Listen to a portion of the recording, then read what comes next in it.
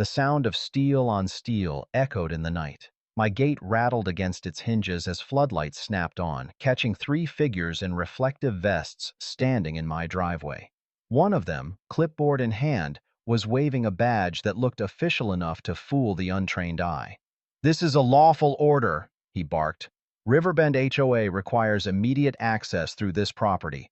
Open the gate or we'll take it down." I didn't move.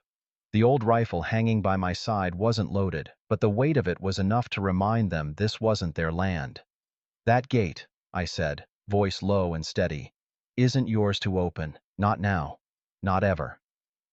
For a long second, the only sound was the cicadas in the trees. Then one of them reached for the lock with bolt cutters. That's when my hand shot up, not to threaten, but to hold up the papers I'd been carrying all night. My deed, my proof, my line in the sand. They froze. Because in that moment, even in the dark, they realized I wasn't some stubborn old man clinging to a patch of dirt. I was the wall standing between them and the truth they'd been trying to bury. And that was the night this little neighborhood feud became a war. That's the hook. It throws viewers into the middle of the chaos before you roll back and explain how things escalated to this showdown. If you've stuck with me through this battle, you know one thing: I don't back down. And if you enjoy hearing stories where the underdog takes on the system and refuses to fold, you're in the right place. Hit that subscribe button, drop a like, and ring the bell so you don't miss the next showdown. Because trust me, this isn't the last time someone's going to underestimate the power of a locked gate. I inherited this land from my grandfather, and I'll be damned if I let a pack of polo shirt bureaucrats tell me what to do with it. 9 acres of rough Texas soil, iron fenced and gated, perched on a rise just east of town. There's a kind of peace you only understand when your driveway stretches a quarter-mile, carved from rock and clay, and ends with your name etched on a steel plate. Out here, I've got my workshop, my dogs, my tools, and just enough space between me and the next living soul that I can drink coffee in my underwear on the porch without a single soul batting an eye. For years, no one bothered me. No one dared.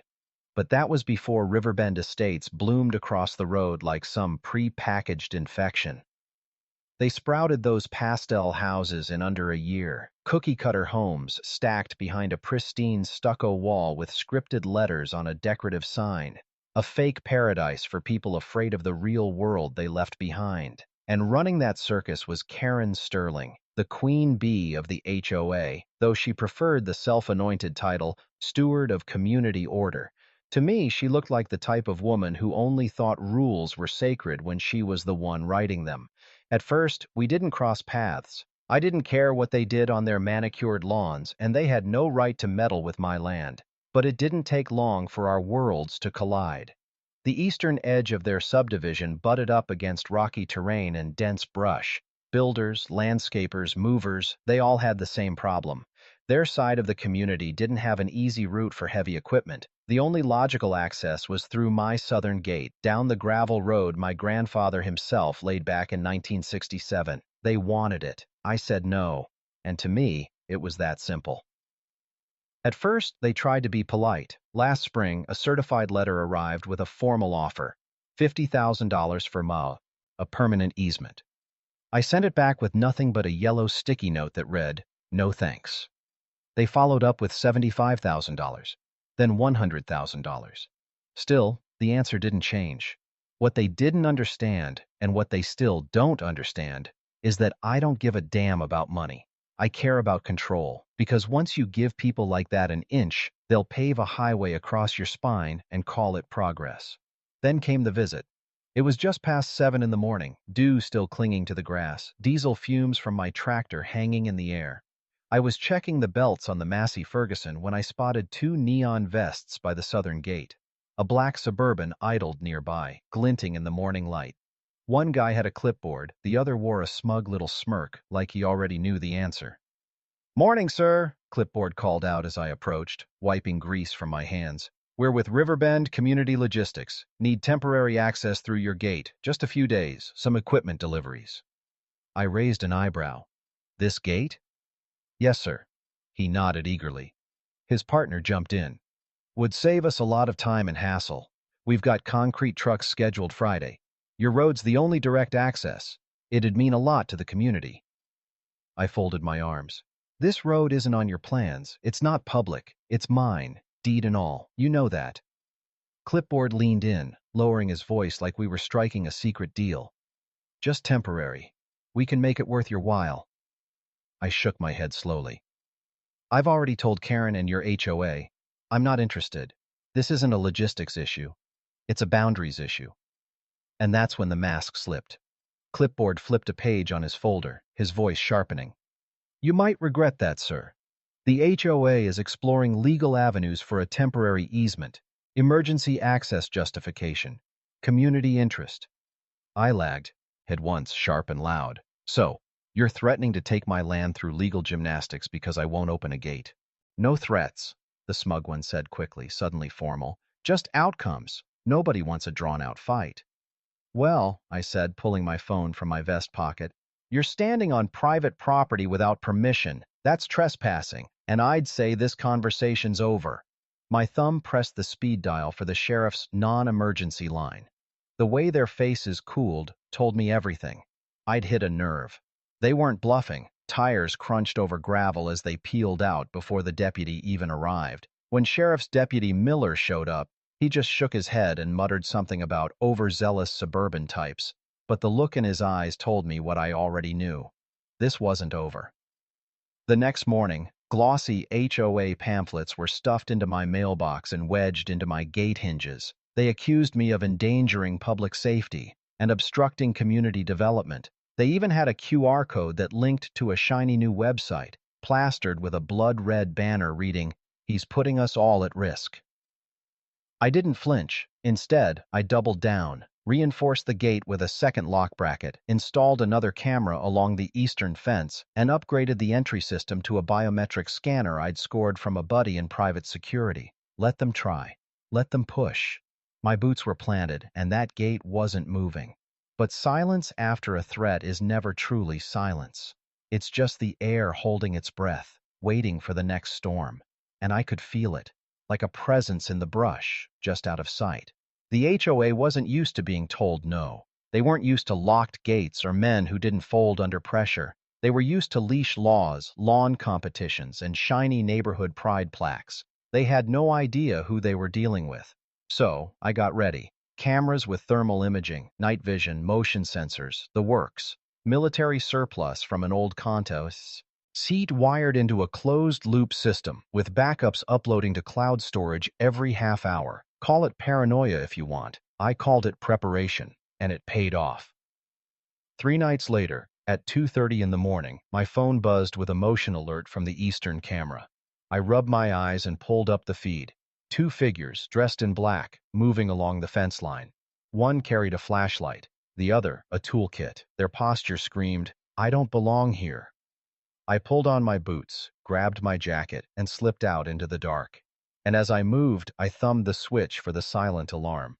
The silent alarm tripped without a sound, but I knew the system well enough to feel the hum of readiness ripple across my property. Secondary floodlights shifted into standby, ready to flare bright if I wanted them to. Instead, I left the yard in shadows, watching from behind the tractor shed as the 2 trespassers hunched near the gate. The taller one pulled out what looked like a battery-powered grinder. The sparks from the first press of metal to steel danced faintly in the night, barely visible but enough to make my gut tighten. They weren't fumbling kids. They knew exactly what they were doing.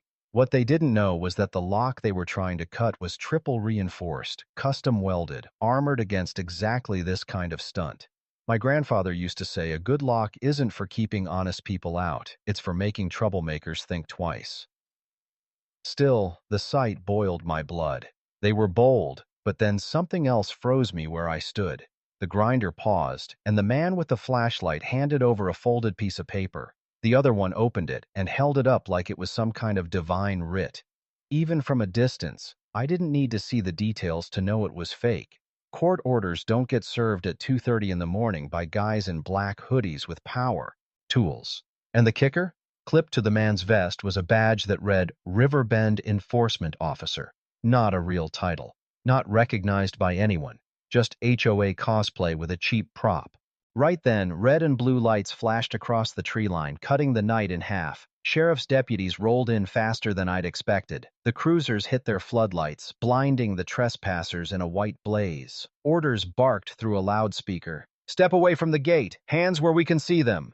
Grinder Boy dropped his tool instantly, arms high in the air. His partner panicked and bolted, sprinting toward the brush. He made it maybe 10 steps before a deputy tackled him flat into the gravel. By the time I stepped out from behind the shed, both were face down, cuffed, and silent. "Evening, gentlemen," I said calmly, nodding toward the deputies. Deputy Miller, same one who'd taken my report before, shot me a look. "Mr. Schultz, this happen often?" "Only when the HOA gets creative," I muttered.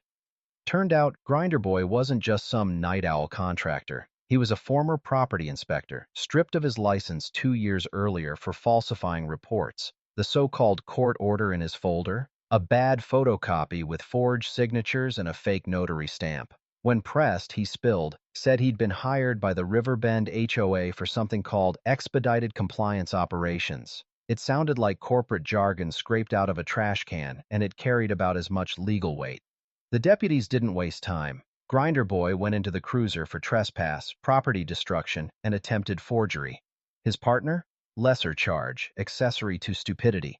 Meanwhile, I handed over everything: security footage, clear night vision, clean audio recordings. My cameras even picked up their little rehearsal, discussing how long it'd take, whether the sparks would be visible from the road, and damningly, one line in particular. Karen said this was just a formality. That was enough to shift the tide. Within 24 hours, my lawyer had drafted and led a formal complaint against Riverbend HOA and its president, Karen Sterling. Charges: criminal trespass, attempted unauthorized entry, forgery, and conspiracy to defraud a property owner. We attached all the evidence: the fake badge, the forged document, the suspect's statements. It was airtight. Of course, the HOA responded like only bureaucrats can, through polished PR. A press release hit the newsstands the very next morning. The Riverbend Homeowners Association distances itself from the unlawful actions of an independent contractor. "We are shocked and disappointed. We fully support the legal process and will cooperate with all investigations." Translation: we didn't think he'd catch us. But I wasn't shocked, and I sure as hell wasn't backing down. The smear campaign ramped up. A new website launched, saveriverbendic.org. Its front page blasted my full name in bold red letters. They accused me of holding the community hostage, blocking emergency services, and even featured a doctored photo of my workshop gate wrapped in photoshopped crime scene tape. A full-blown propaganda effort, painting me as some paranoid nutjob hoarding land like a doomsday prepper. What they didn't expect was that I had friends. My old buddy Jake, a cyber analyst who'd once worked in federal defense, took a quick look at the site. Within hours, he traced the domain registration straight back to one of Karen's hand-picked tech consultants. Same IP that managed the HOA's official newsletter. Sloppy, predictable, traceable. I saved every screenshot, logged every connection, and packed it neatly for a digital defamation complaint. My evidence chest was filling up, and I wasn't even trying anymore. They wanted to play dirty? Fine. I had shovels for days. A few mornings later, I was elbow-deep in the guts of that same old Massey Ferguson tractor when I heard it, the sound that makes our skin crawl before your mind catches up. Not a pickup, not a delivery truck, a deeper, heavier growl, rubber chewing gravel, diesel humming like a wasp nest. I stepped out from the barn, and there it was, an excavator, bright yellow, crawling toward the far edge of my property. Its arms swung lazily, a metal predator prowling at the fence line. Behind it, a crew of men in reflective vests planted orange survey flags and sprayed fluorescent X's into the dirt. Right up against my eastern fence, the very section I hadn't gotten around to reinforcing. The excavator's engine roared, and the ground trembled under its treads as it chewed its way closer to my fence. The orange spray paint marks glowed in the morning sun like a threat written right onto the soil. I walked down the path, boots crunching gravel, and stopped just shy of the fence line. The operator, a thick-set guy with a hard hat and sunglasses, didn't even glance my way. He lifted the machine's arm, the steel bucket casting a long shadow across my property like a giant's hand ready to grab. I raised my voice. "You're on private property. Shut it down." No response. He swung the arm closer, and the bucket teeth scraped the top rail of the fence. Sparks flew as wood splintered. That was all I needed. I pulled out my phone and snapped photos, then held it high so the whole crew could see.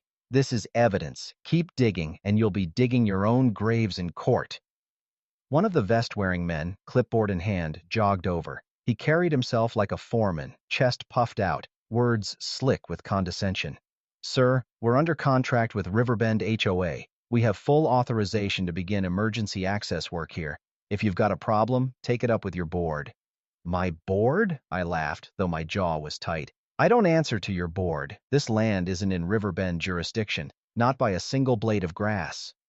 The foreman smirked, holding up a rolled document like it was holy scripture. "Emergency infrastructure authorization, signed and sealed. You can, to interfere with mandated access improvements." I didn't even need to read it up close. Different letterhead, different county seal, and the watermark was faded like someone had run it through an old scanner 3 times. Another forgery, sloppier than the last. I lowered my phone just enough to hit record on video.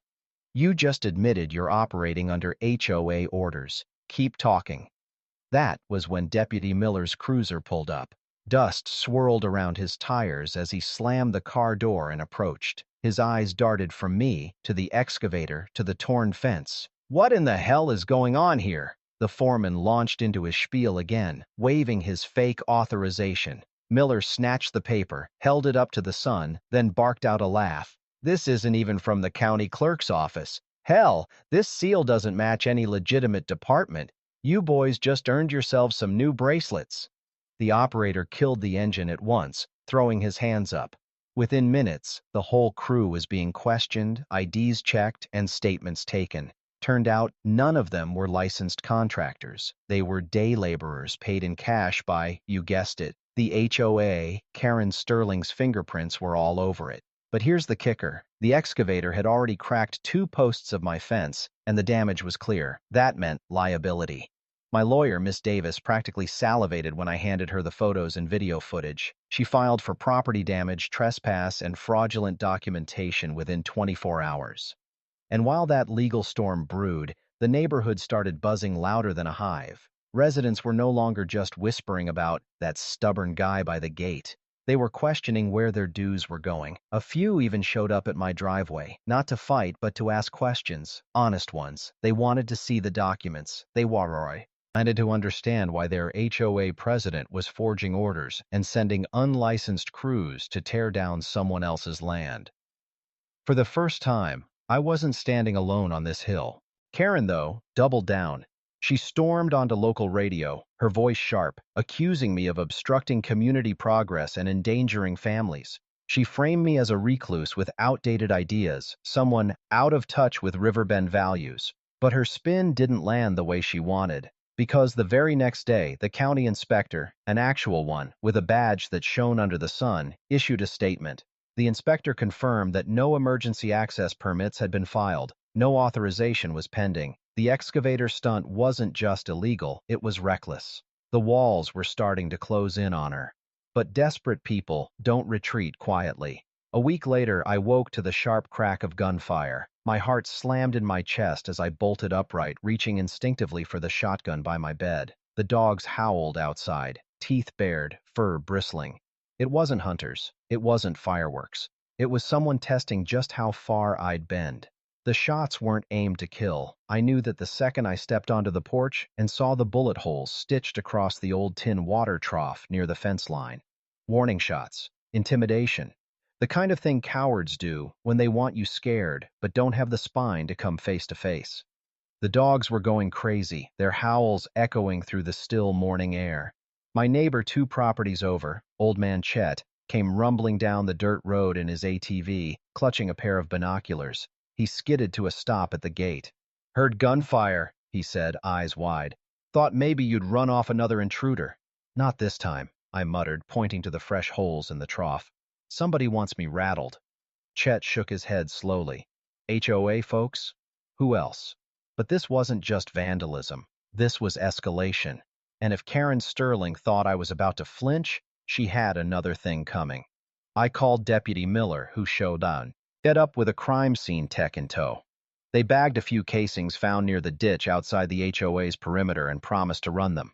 This ain't just property damage anymore, Miller said grimly. It's reckless discharge. Could have hit you or your dogs or hell, your house. But as always, evidence mattered. And though Miller was on my side, we both knew proving the HOA had anything to do with this would be like catching smoke. So I decided to play it differently.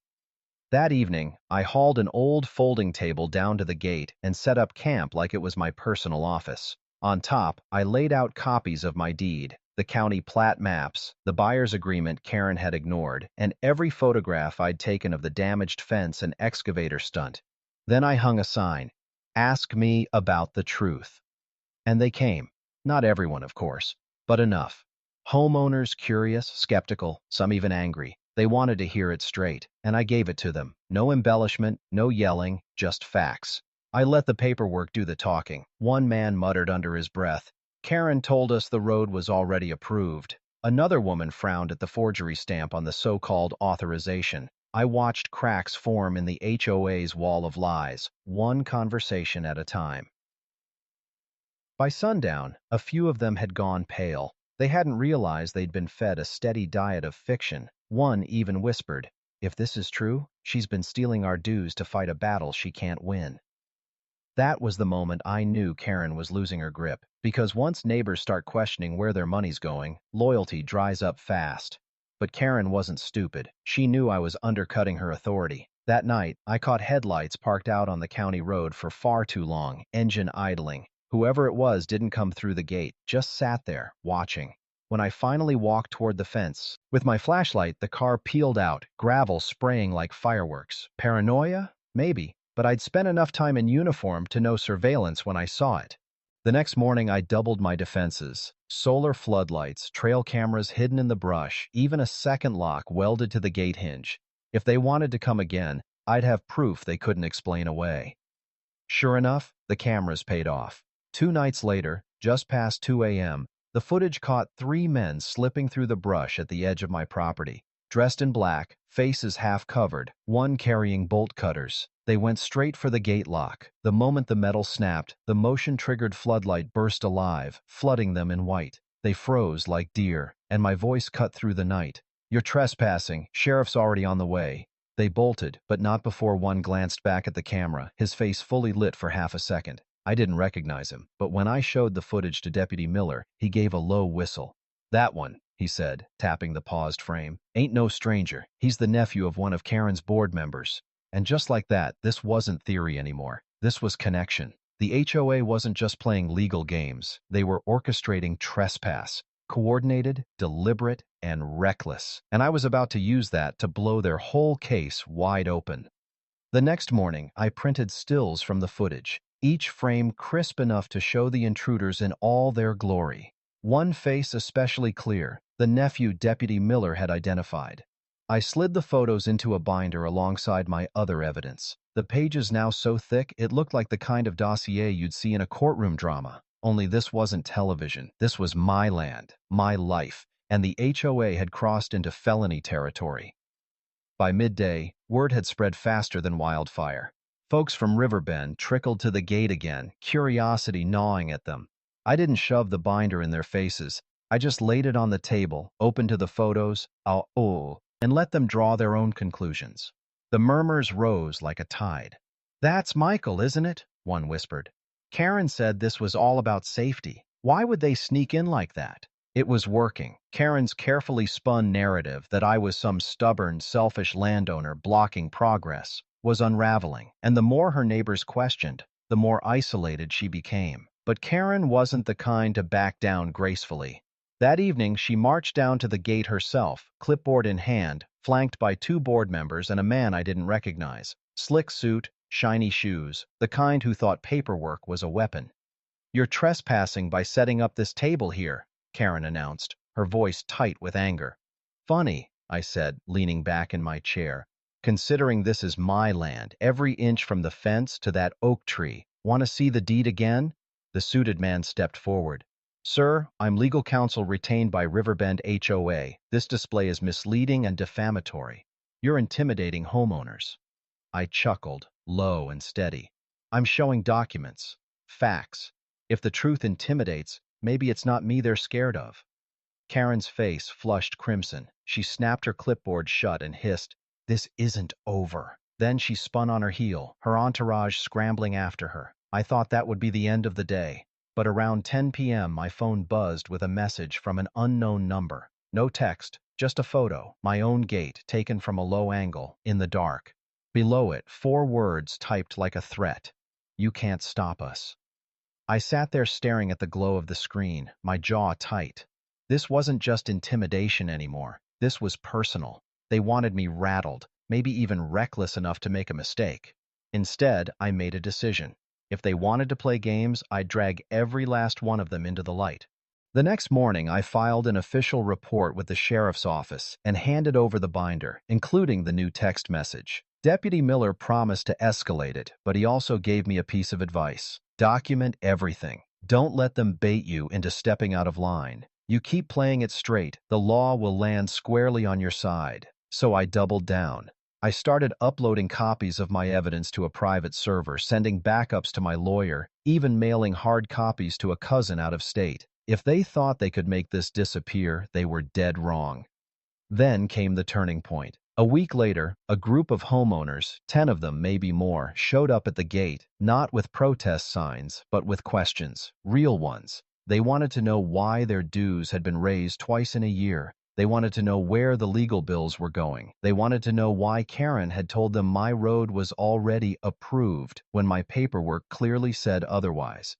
And for once, I didn't have to convince them. The truth was convincing enough. As the crowd murmured, I saw doubt turn to anger. Not at me, but at her. One woman finally said what they were all thinking. If she lied about this, what else has she lied about? That question hung heavy in the air, and in that silence, I realized something. I wasn't just defending my gate anymore. I was tearing down the house of cards Karen had built. By the second week, the shift was undeniable. What had once been a chorus of HOA members chanting for community access was dissolving into scattered conversations full of doubt and frustration. I didn't even have to argue anymore. The documents, the photos, and Karen's own words were doing the heavy lifting. Neighbors who had avoided eye contact before now lingered by my gate, some almost sheepish. One man, gray-haired and sunburned from years in Texas heat, cleared his throat and said, "I'm not proud of the way we treated you. We were told you were being unreasonable, but this—" He tapped the binder of evidence with 2 fingers. "This doesn't look unreasonable. This looks like you've been set up." I didn't gloat. That wasn't the point. I just nodded and said, "Better to see the truth late than never." But if I thought Karen would retreat quietly, I underestimated her appetite for control. By midweek, glossy flyers appeared on every doorstep in Riverbend. Bold letters splashed across the top. "Community safety at risk. Don't be misled." They painted me as a rogue landowner blocking emergency services, cherry-picking pieces of evidence, and stirring division and hostility among the neighborhood. The kicker? The flyers claimed the HOA had already secured provisional county approval for the access road. A bald-faced lie. I had the county's rejection letters filed neatly in my binder, complete with dates and signatures. Karen wasn't just spinning the truth anymore. She was fabricating it wholesale. That evening, I held an impromptu meeting at the gate. Word spread fast, and before long, 20, maybe 30 homeowners stood there, some clutching the flyers, others looking downright furious. I laid out the rejection letters, each stamped with the county seal. "This," I said, holding the flyer aloft, "is propaganda. This," I dropped the letter onto the table, "is fact. You decide who's lying to you." The reaction was instant. Murmurs turned into angry voices. "She told us it was pending," one woman shouted. "I paid extra dues for that legal fund," another yelled. It was the crack in the dam I'd been waiting for. Karen's authority wasn't just slipping, it was fracturing. Later that night, as I sat on the porch with the crickets buzzing in the trees, headlights swept across my driveway. I tensed, hand near the phone, but it wasn't a threat. It was Tyler Manning, the HOA treasurer.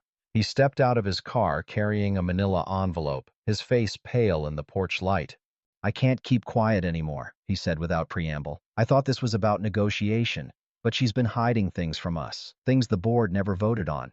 He handed me the envelope. Inside were printouts of internal emails, bank statements, and notes from closed-door meetings. One phrase, underlined in red, jumped out like a gunshot. "We can outlast him legally. Even if we're in the wrong, the pressure will make him cave." I looked up at Tyler, and for the first time since this started, I felt a current of real momentum. This wasn't just defense anymore. I finally had the kind of proof that could turn the tide in a courtroom, not just at my gate. Karen thought she could break me with persistence, but persistence cuts both ways, and I wasn't the one starting to crack. The morning after Tyler handed me that envelope, I knew the war had shifted fronts.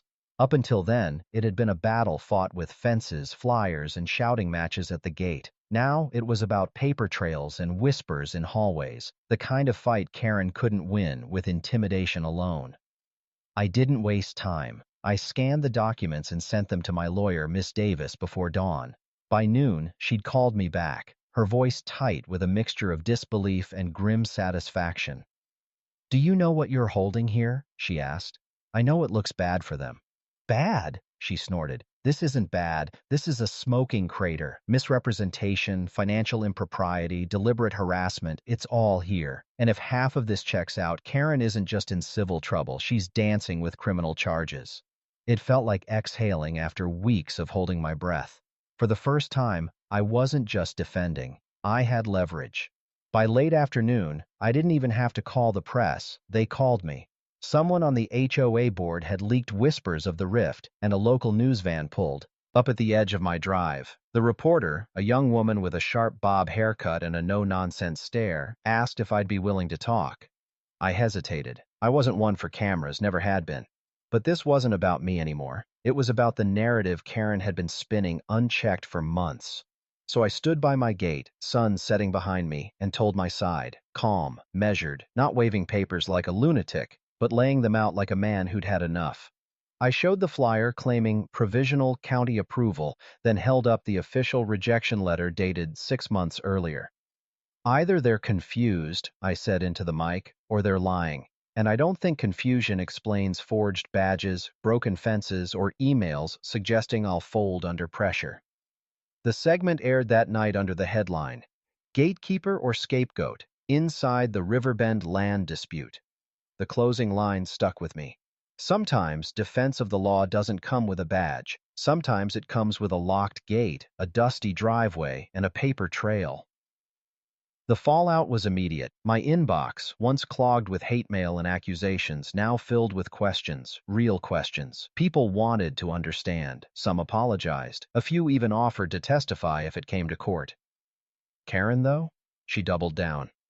The next morning, she staged what she must have thought was a show of force. Half a dozen residents lined up with signs demanding community access now, but their chants lacked the fire of before. Even from my porch, I could see the doubt in their eyes. A protest built on lies can't outlast the truth forever. Tyler showed up again that evening, this time without an envelope. He just leaned against his car, arms folded. "They don't realize it yet," he said, "but the board's foundation is gone. Karen's been playing queen, but the board was her castle, and it's about to collapse." I didn't say much, just nodded, because I knew he was right. The battlefield had moved from my gate to the courthouse steps, and I was ready.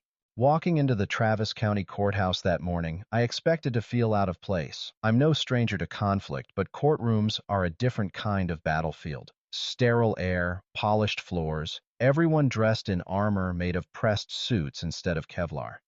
But the second I stepped through those double doors in my best pressed shirt and cleanest boots, I realized I wasn't nervous. I wasn't the man on trial. I was the one holding the line. Karen Sterling was already there, flanked by her lawyers like a queen escorted by vultures, navy blazers, polished shoes, smug expressions that screamed, "We've already won." But Karen herself didn't look victorious. Her eyes were rimmed red, her jaw clenched tight enough to crack a tooth. For the first time since this war started, she looked cornered. Behind her, in the gallery, I spotted Tyler Manning.